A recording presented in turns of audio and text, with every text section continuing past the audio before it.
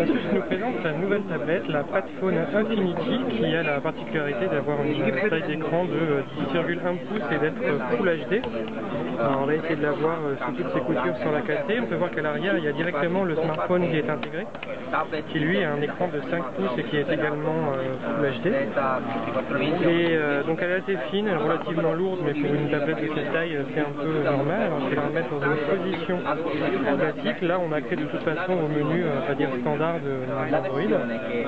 Et donc la particularité c'est que si je le retourne et que j'enlève le smartphone, la tablette se transforme en un smartphone. Et si à l'époque avec le premier PadPhone, Asus avait choisi d'avoir un smartphone qui n'était pas forcément techniquement le plus haut de gamme du moment, là on est en concurrence directe avec l'HTC One ou le LG Pro, Optimus G Pro.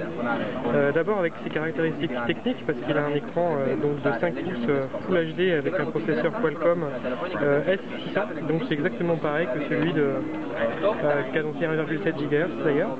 Et il a quelques fonctions qui sont assez sympathiques, comme Asus Splendid qui permet de gérer la gestion gérer les couleurs en fait sur l'appareil. Donc si vous voulez des couleurs plus ou moins chaudes ou plus ou moins froides, on peut ajuster ça de manière plus ou moins automatique. C'est plutôt une bonne surprise. Sinon pour le reste on a les logiciels classiques, on a Asus Echo qui est une sorte de Siri, une sorte de S-Voice pour Asus.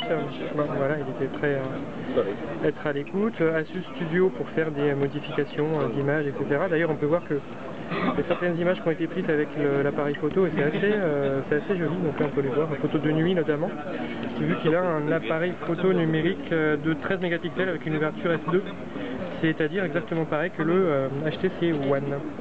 On va regarder les menus pour voir si jamais on a d'autres choses également spécifiques à Asus.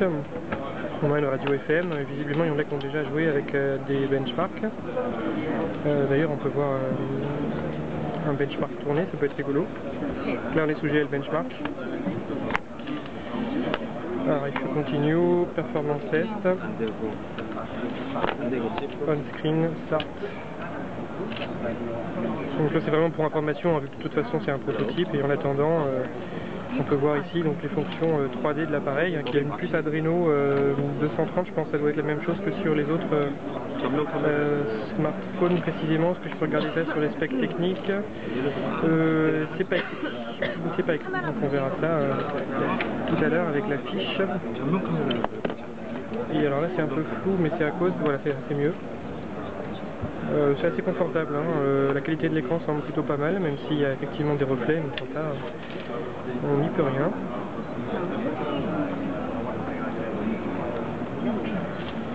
Et ce qui est amusant d'ailleurs, on peut même faire un test directement pendant le bench, c'est que si jamais je le remets dans la tablette, alors à une main, c'est pas forcément ce qui est le plus pratique, hop, il est censé m'afficher la même chose sur l'écran. Donc voilà, il y a un décalage de quelques secondes.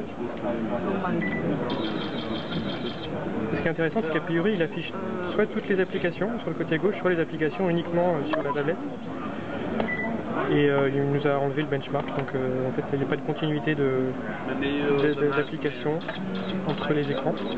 Et sinon la navigation est quand même ultra fluide, avec 32-64 Go de mémoire interne, une puce nano SIM dans le smartphone. Et encore une fois, si je l'enlève, mais le smartphone seul est quand même super rapide, sachant que les deux produits vont être vendus 999 €, donc à peu près 1000 € pour une tablette relativement haut de gamme et un smartphone hyper haut de gamme pour le moment.